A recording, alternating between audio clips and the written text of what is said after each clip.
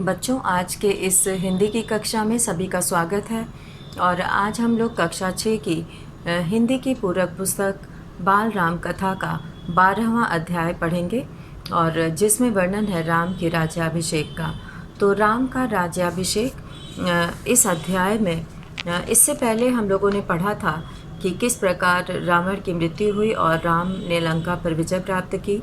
और अब आगे क्या कहानी होती है इसे हम लोग जानेंगे। तो यहाँ पर हम लोग पाठ का जो है कहानी समझते हैं कि क्या इसमें दिया हुआ है। तो राम का राज्याभिषेक, जैसा कि सभी जानते हैं कि लंका विजय के बाद विभीषण चाहते थे कि राम कुछ दिन लंका में विश्राम करें, आराम करें। इससे उन्हें राम का सानिध्य भी मिल जाएगा और रीति नीति सीखने का मौका भी मिलेगा। राम से कुछ सीखने का भी अवसर प्राप्त होगा। तो इसीलिए विभीषण चाहते थे कि राम कभी जो है राम लंका भी अच्छी तरह से देख लेंगे, घूम लेंगे और यहाँ पर कुछ दिन विश्राम भी कर लेंगे। वनवास के अब 14 वर्ष पूरे हो गए थे। उन्होंने इसे स्वीकार नहीं किया। वहाँ पर रुकना, लंका में रुकना राम ने स्वीकार नहीं किया और वे तत्काल अयोध्या लौट जाना चाहते थे। उन्होंने कहा कि भरत मेरी प्रतीक्षा कर रहे होंगे। अगर जाने में देर हो गई तो वे प्राण त्याग देंगे। वे प्रतिज्ञा से बंधे हैं, इसलिए जो है अभी लंका में नहीं रुक सकते। अब विभीषण ने प्रस्ताव किया कि वे राज्याभिषेक में शामिल होना चाहते हैं। जब विभीषण ने देखा कि राम लंका में नहीं रुकना चाहते हैं और वे अयोध्या तत्काल लौटना चाहते हैं, तब उन्होंने ये प्रस्ताव रखा कि वे उनके साथ अयोध्या जाना चाहते हैं, उनके राज्याभिषेक में शामिल होने के लिए। राम ने उनका अनुरोध स्वीकार कर लिया और राम ने सुग्रीव को भी आमंत्रित किया। विभीषण का पुष्पक विमान उन्हें ले जाने को तैयार था। राम ने विभीषण से कहा कि उनके अयोध्या जाने का इंतजाम किया जाए। तो विभीषण ने पुष्पक विमान से जो है उनको अयोध्या भेजने का इंतजाम किया। विमान लंका से अयोध्या नगरी की ओर चला। राम सीता को मार्ग में पड़ने वाले प्रमुख स्थान बताते जा रहे थे और वो कह रहे थे कि ये जो पतली सी चमकती हुई रेखा दिखाई दे रही है, ये गोदावरी नदी है। और सीता के आग्रह पर विमान किष्किंधा में उतरा, सुग्रीव की रानियों तारा और रूपा को लाने के लिए। उसके आगे ऋषमुख पर्वत पड़ा। इस पर्वत पर पर्णकुटी अब भी बनी हुई थी जहाँ वे रहते थे। राम ने सीता को दिखाया कि ये पर्णकुटी है, लेकिन सीता उसे देखना नहीं चाहती थी क्योंकि वे उस को देखकर बहुत दुखी हो गई थी, क्योंकि वहीं से सीता का हरण हुआ था। आगे गंगा यमुना के संगम पर ऋषि भारद्वाज के आश्रम पर विमान उतरा। सबने रात वहीं बिताई। यहीं से राम ने अपने जाने की सूचना देने के लिए हनुमान को अयोध्या भेजा। वे हनुमान द्वारा अयोध्या का समाचार जानना चाहते थे। उनका सोचना था कि यदि उनके अयोध्या लौटने पर भरत को प्रसन्नता नहीं होगी तो वे अयोध्या नहीं जाएंगे, और यदि भरत मेरे अयोध्या जाने से खुश होंगे तभी मैं अयोध्या जाऊंगा। हनुमान वायु वेग से उड़ चले। हनुमान से राम के आगमन की सूचना पाकर भरत की प्रसन्नता का ठिकाना न रहा। वे यह सब शुभ समाचार देने के लिए बार बार उनका धन्यवाद दे रहे थे। हनुमान उनसे विदा लेकर आश्रम में राम के पास लौट आए। अगली सुबह विमान प्रयाग से श्रृंगवीरपुर होते हुए सरयू नदी के ऊपर पहुंच गया। उधर अयोध्या में राम के आगमन का समाचार पाकर पूरी तैयारियां शुरू होने लगीं। शत्रुघ्न राज्याभिषेक की व्यवस्था में जुट गए। महल से तीनों रानियां नंदीग्राम के लिए चल पड़ीं। राम का नंदीग्राम में भव्य स्वागत हुआ और राम का नंदीग्राम में बहुत स्वागत किया गया। राम ने विमान से उतरकर भरत को गले लगाया और माताओं को प्रणाम किया।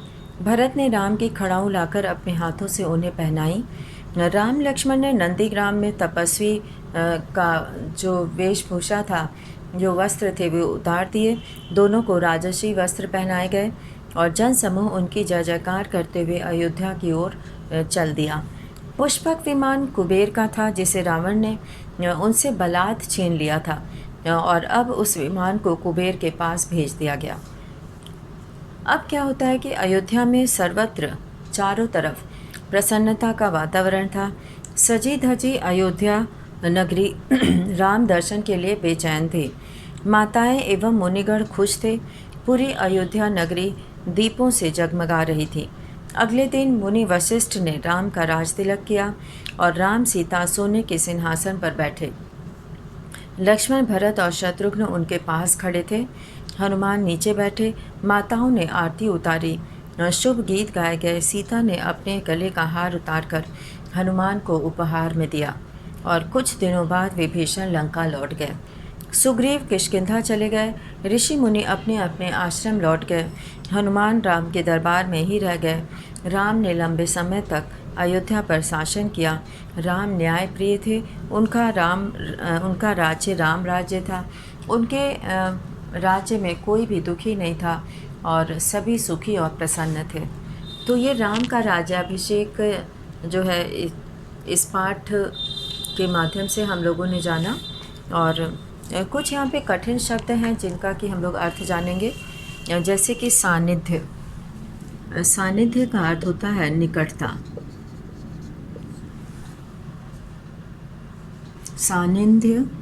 सानिध्य का अर्थ है निकटता, नज़दीकी। और तत्काल मतलब तुरंत।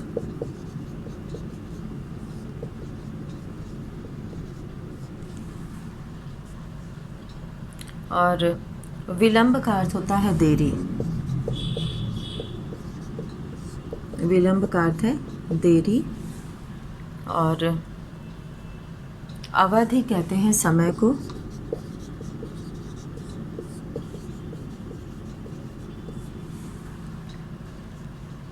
और सत्ता यानी गद्दी।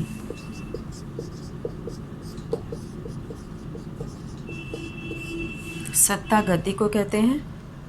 और जय घोष कहते हैं नारा लगाने को। जय घोष, नारा।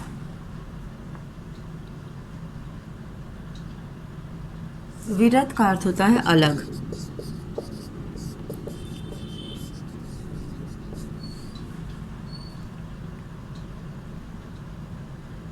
और प्रयाण करना मतलब प्रस्थान। प्रस्थान करना यानी जाना। प्रस्थान करना अर्थात जाना। तो और स्मृति कहते हैं याद को।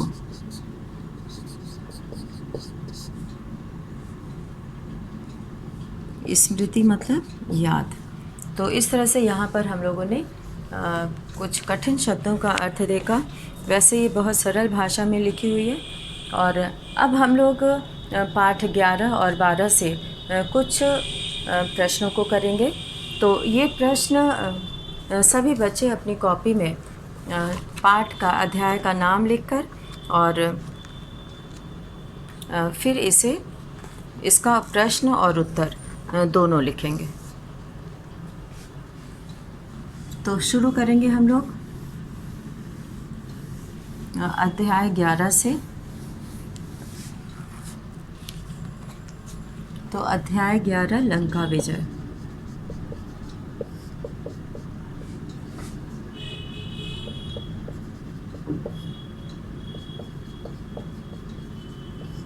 लंका विजय। पहले हम लोग इसका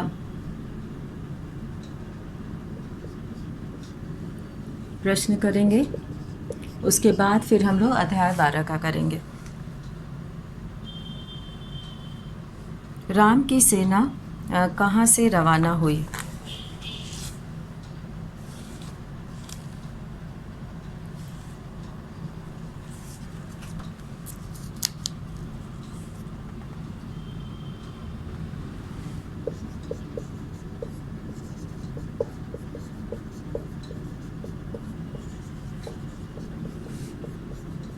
कहाँ से रवाना हुए।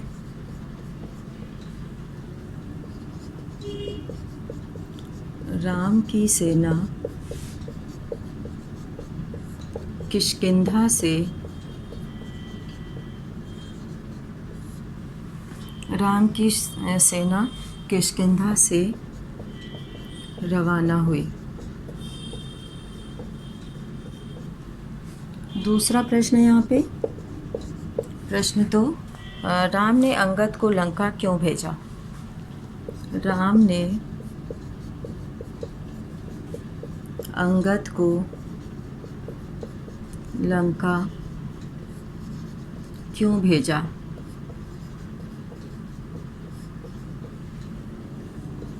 अब इसका उत्तर हम लोग करेंगे। राम ने अंगद को रावण से सुलह समझौता करने के लिए राम ने अंगद को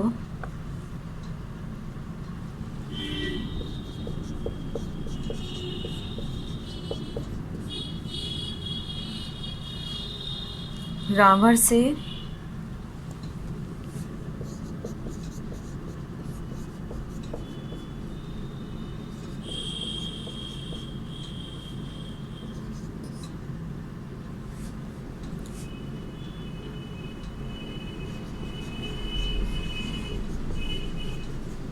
सुलह समझौता करने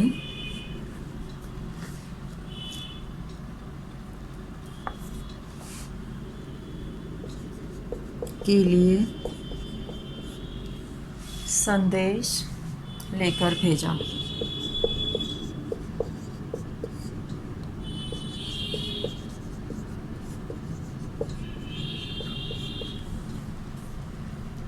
सुग्रीव ने वानरों से क्या कहा?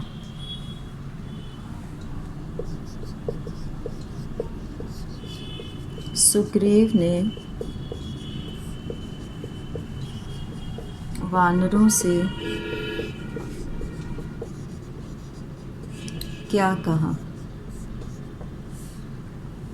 उत्तर, सुग्रीव ने वानरों से कहा कि युद्ध भयानक होगा। सुग्रीव ने वानरों से कहा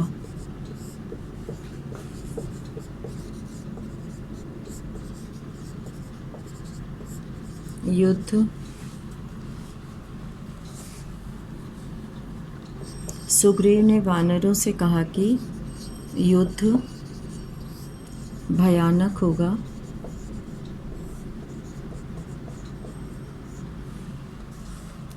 इसलिए केवल वही सैनिक युद्ध में जाएंगे। इसलिए केवल वही सैनिक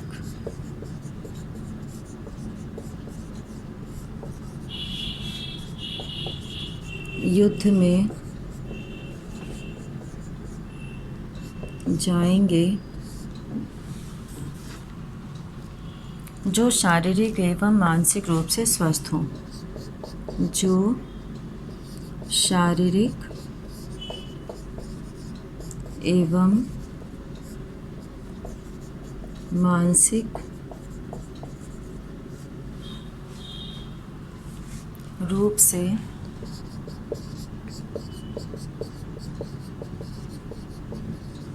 स्वस्थ हों। जो शारीरिक एवं मानसिक रूप से स्वस्थ हों। और अब आगे प्रश्न है,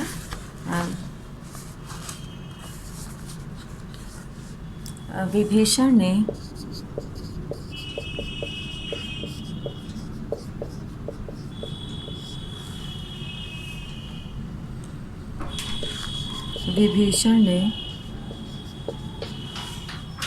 रावण को समझाया कि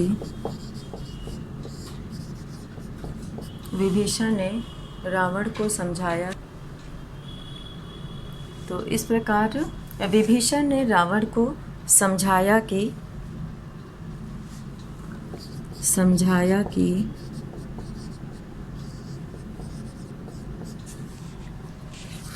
विभीषण ने रावण को समझाया कि कृपया आप सीता को लौटा दें। कृपया आप सीता को लौटा दें, इसी में सबकी भलाई है। इसी में लौटा दें, इसी में सबकी भलाई है।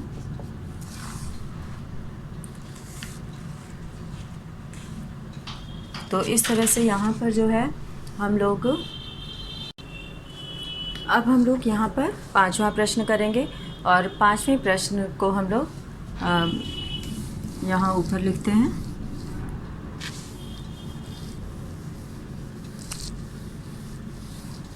पांचवा प्रश्न विभीषण से संबंधित है। विभीषण प्रश्न है कि विभीषण लंका से निकलकर कहाँ पहुँचे और वहाँ किससे मिले। तो प्रश्न 5 है ये। विभीषण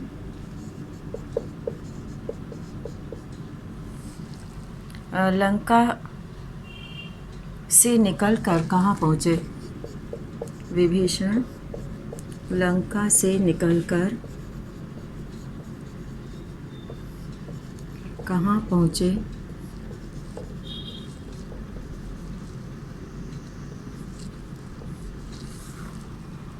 और वहाँ किससे मिले। और वहाँ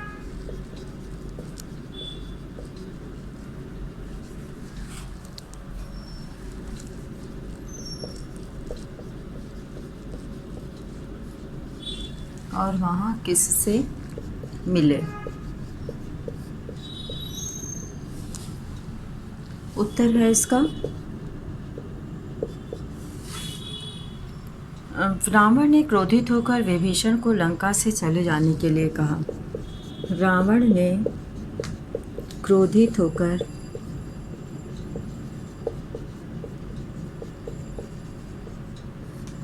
लंका से विभीषण को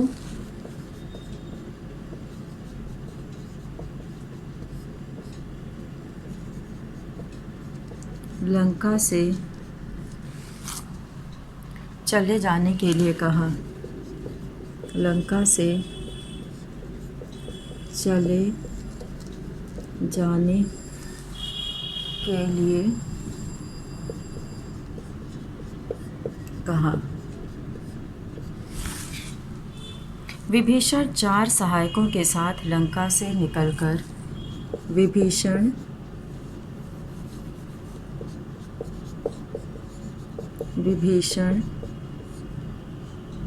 4 सहायकों के साथ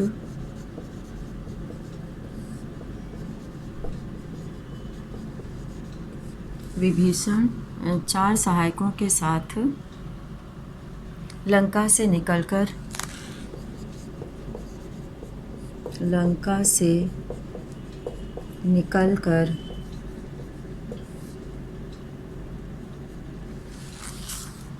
राम के शिविर में जा पहुँचे। राम के शिविर में जा पहुँचे।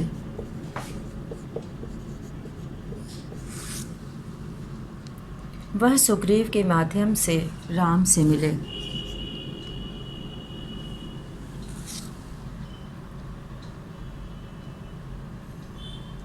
वह सुग्रीव के माध्यम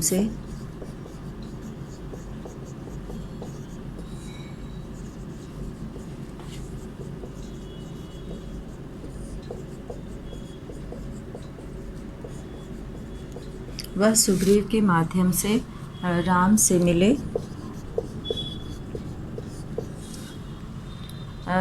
राम ने विभीषण को अपना शरणागत एवं मित्र मानकर विभीषण को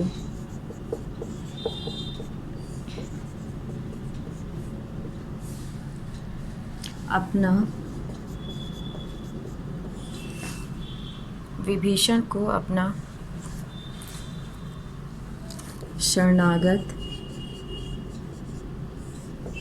एवं मित्र मानकर उनका स्वागत किया।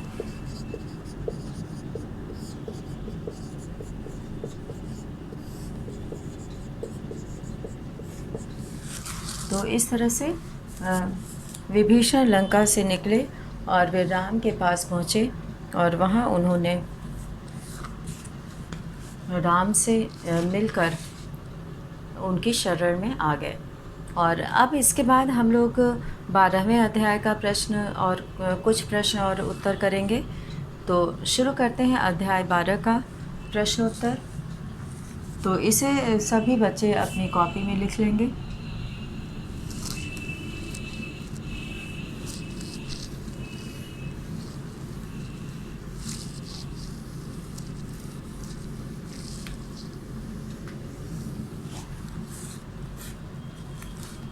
और अध्याय 12 में हम लोग पहला प्रश्न करेंगे।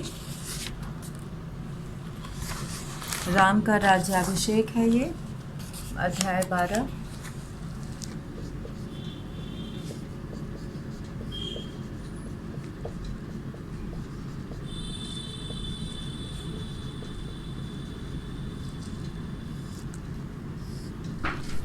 राम का राज्याभिषेक प्रश्न 1।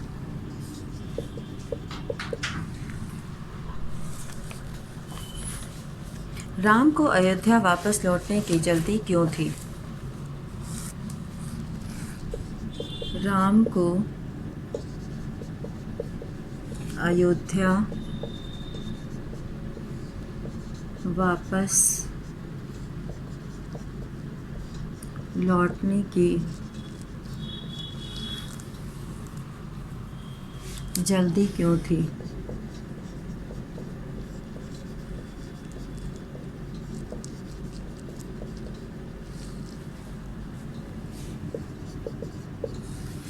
राम को अयोध्या वापस लौटने की जल्दी क्यों थी? क्यों राम को अयोध्या वापस लौटने की जल्दी इसलिए थी क्योंकि राम को अयोध्या वापस लौटने की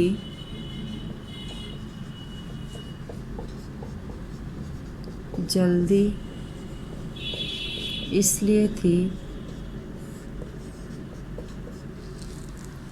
क्योंकि जल्दी थी, लौटने की जल्दी थी क्योंकि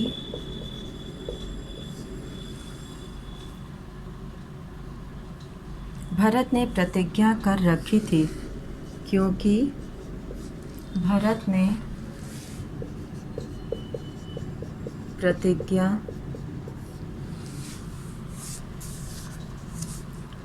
ने प्रतिज्ञा कर रखी थी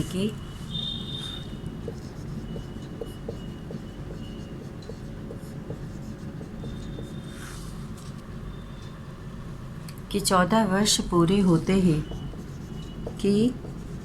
14 वर्ष पूरे होते ही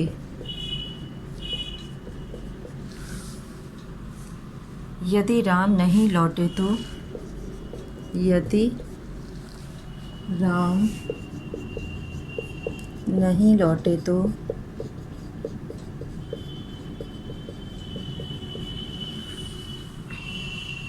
वे प्राण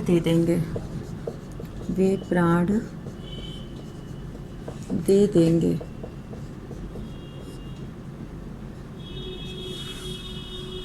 यही कारण था कि राम को वापस लौटने की जल्दी थी।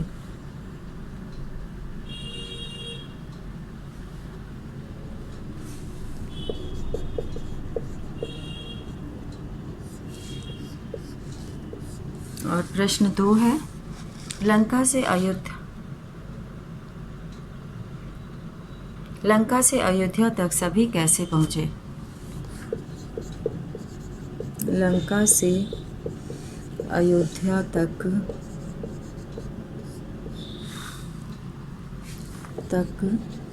सभी कैसे पहुँचे?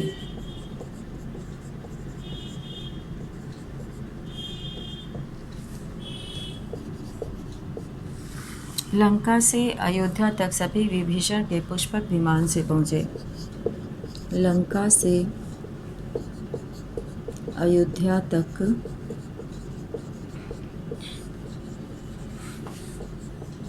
सभी विभीषण के पुष्पक विमान से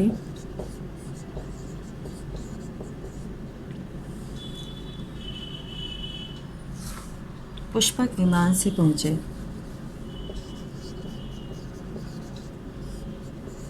पुष्पक विमान से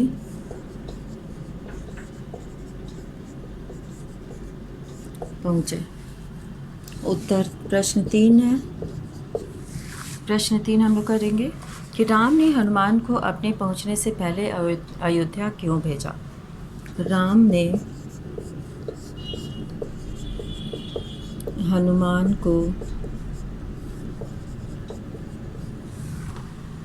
अपने पहुँचने से पहले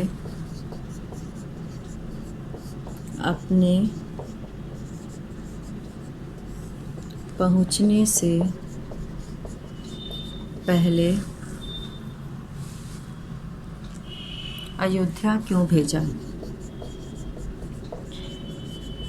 अयोध्या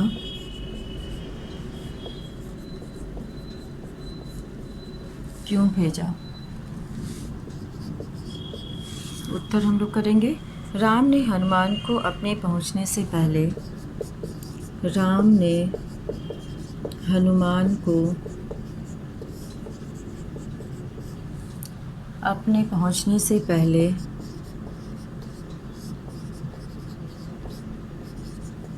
अपने पहुँचने से पहले अयोध्या इसलिए भेजा ताकि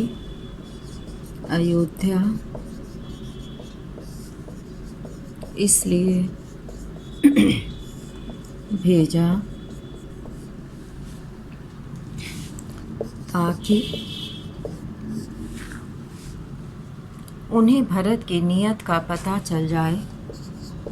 उन्हें भरत की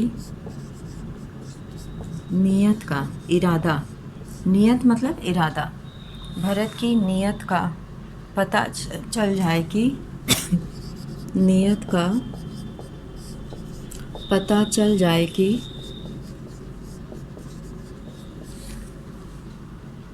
राम के आने से वे प्रसन्न हैं या नहीं, कि राम के आने से वे प्रसन्न हैं या नहीं।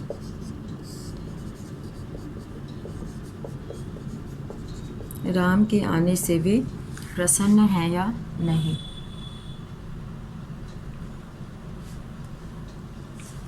और अब हम लोग करेंगे प्रश्न 4। और प्रश्न 4 है कि गंगा यमुना के प्रश्न 4 है, गंगा यमुना के संगम पर किसका आश्रम था? प्रश्न 4, गंगा यमुना के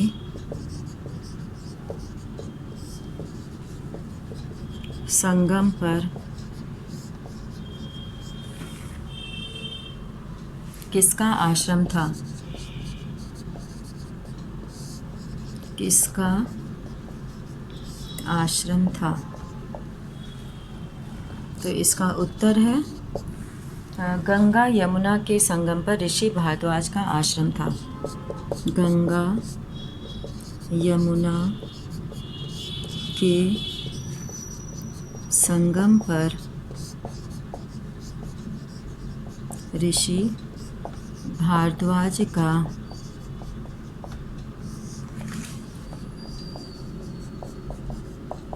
आश्रम था। ऋषि भारद्वाज का आश्रम था। और अब हम लोग अंतिम प्रश्न करेंगे। अंतिम प्रश्न हम लोग यहाँ ऊपर करेंगे। और ये 5वां प्रश्न है राम का राज्याभिषेक किसने किया? प्रश्न 5, राम का राज्याभिषेक किसने किया?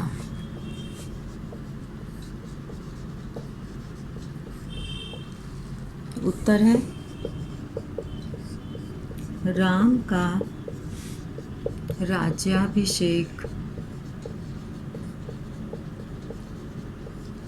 का राज्याभिषेक मुनि वशिष्ठ ने किया। मुनि वशिष्ठ ने किया।